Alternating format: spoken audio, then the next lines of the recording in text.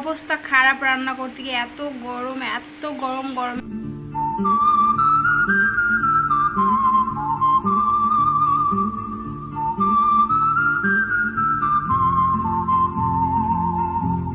Hello everyone, তোমরা সবাই কেমন আছো? আশা করি ভালো আছো। আমি খুব ভালো আছি। তো চলো তোমাদেরকে নতুন একটা ভিডিওতে অনেক স্বাগত আর অনেক ভালোবাসা আমার তরফ থেকে।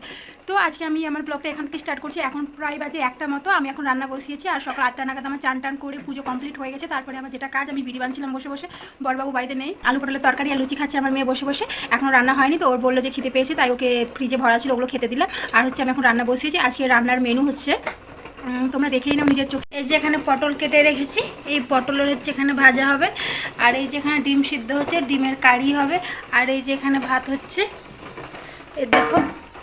তো তোমরা দেখতেই পেলে আমি আজকে কী রান্না করছি। হচ্ছে আলু পটলের আলু পটলের তরকারি কাল রাতে করেছিলাম, ওইটা দিয়ে আমার মেয়ে খাচ্ছে। তো এখন হবে পটল ভাজা আর ডিমের কারি আর হচ্ছে মুসুরির ডাল।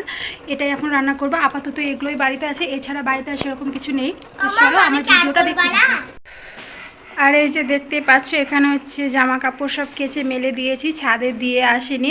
এতটা রোদ্রের মধ্যে ছাদে আর গেলাম না, তো বাড়ির ভেতরে দড়ি টাঙিয়েছি।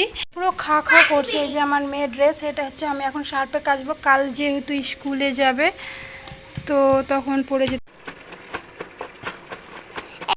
তো বন্ধুরা দেখতেই পাচ্ছ, আমি এখানে হচ্ছে আমার মেয়ের স্কুল ড্রেস কেচে নিচ্ছি, না হলে কালকে সকালবেলায় স্কুল যেতে পারবে না। তো রান্না করতে করতে এসে ড্রেসের কথা মনে পড়েছে, তাই ড্রেসটা কেচে নিলাম।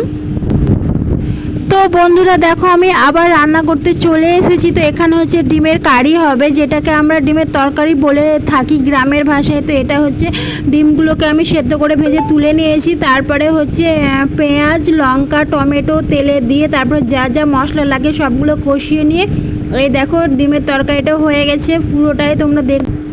আর এই যে এটার নাম হচ্ছে কালু, আমরা একে কালু বলে ডেকে থাকি। আর এই যে আমি এখানে রান্না করছি আর আমার পেছন ঘুরে বেড়াচ্ছে শুধু এগুলো খাওয়ার জন্য। তো এই দেখো ডিমের কারি কমপ্লিট হয়ে গেছে। কি সুন্দর লাগছে না দেখতে? তো দারুণ লাগছে। তো বন্ধুরা তোমাদেরকে আমার শাঁখা বাঁধানো শেয়ার করছি। আমার বর আমাকে বিয়ে 7 বছর পর গিফট করেছিল। এটার দাম নিয়েছিল 40,000 টাকা। তো আমাদের গরিবের সংসারে এটা মানে অনেক কিছুই, আর কি বলবো তোমাদেরকে। তো ভিডিওটা ভালো লাগলো লাইক কমেন্ট শেয়ার, একটা হচ্ছে সাবস্ক্রাইব। দেখা হচ্ছে নেক্সট কোনো ব্লগ ভিডিওতে। টাটা।